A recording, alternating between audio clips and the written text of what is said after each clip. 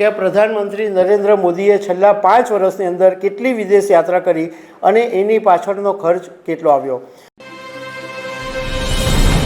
પ્રધાનમંત્રી નરેન્દ્ર મોદી જ્યારે પણ વિદેશ યાત્રા કરે ત્યારે સૌથી વધારે જો કોઈને ખૂંચતું હોય તો વિપક્ષને। વિપક્ષ દર વખતે સંસદની અંદર સવાલ ઉઠાવે કે પીએમ મોદી ક્યાં ક્યાં વિદેશ ગયા, કેટલો ખર્ચો થયો। તો આ વખતે પણ રાજ્યસભાની અંદર એક સવાલ પૂછવામાં આવ્યો કે પ્રધાનમંત્રી નરેન્દ્ર મોદીએ છેલ્લા 5 વર્ષની અંદર કેટલી વિદેશ યાત્રા કરી અને એની પાછળનો ખર્ચ કેટલો આવ્યો। તો એના વિશે રાજ્યસભાની અંદર જવાબ આપવામાં આવ્યો છે। તો હું એના વિશે વાત કરીશ। મારું નામ રાજેશ શાહ છે અને તમે જોઈ રહ્યા છો ગુજરાતના સૌથી મોટા ડિજિટલ ન્યૂઝ પ્લેટફોર્મ ખબરછે.com। ટીએમસીના સાંસદ ડેરેક ઓ બ્રાયને રાજ્યસભાની અંદર એક સવાલ પૂછ્યો હતો કે પ્રધાનમંત્રી નરેન્દ્ર મોદી 2020થી 2025 એટલે અત્યાર સુધી કેટલી વિદેશ યાત્રા એમણે કરી અને એની પાછળ કેટલો ખર્ચો આવ્યો। તો એનો જવાબ વિદેશ રાજ્યમંત્રી કીર્તિ વર્ધનસિંહે રાજ્યસભામાં આપ્યો છે। એમણે કીધું છે કે અત્યાર સુધીમાં જે ખર્ચો થયો છે એમાં સૌથી વધારે ખર્ચો ફ્રાન્સની યાત્રામાં થયો છે, જે હમણાં 2025માં 25 કરોડ રૂપિયાનો ખર્ચો થયો છે। 2021માં પ્રધાનમંત્રી જ્યારે બાંગ્લાદેશ, ઇટલી, અમેરિકાના પ્રવાસે ગયા હતા ત્યારે 36 કરોડનો ખર્ચો થયો। 2022માં 55.82 કરોડનો ખર્ચો થયો। 2023માં 93 કરોડનો ખર્ચો થયો। એમાં 22 કરોડ અમેરિકાની યાત્રામાં ખર્ચો થયો હતો। જ્યારે 2023ની અંદર પ્રધાનમંત્રી નરેન્દ્ર મોદી અમેરિકા ગયા હતા ત્યારે એમણે જો બાઇડનની સાથે મુલાકાત કરી હતી।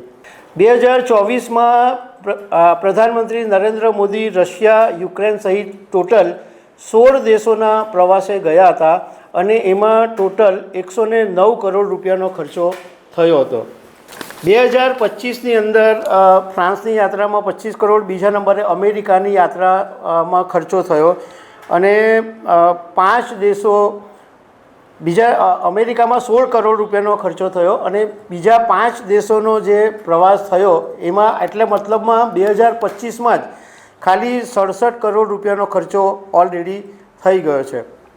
પણ હજુ પણ 2025માં જે મોરેશિયસ, સાયપ્રસ, કેનેડા એ બધી જે યાત્રાઓ થઈ, હમણાં મોલ્દીવ્સની થઈ, એ બધા આંકડા હજુ આવ્યા નથી। હવે ઇન્ડિયન એક્સપ્રેસના એક અહેવાલની અંદર એવું કહેવામાં આવેલું છે કે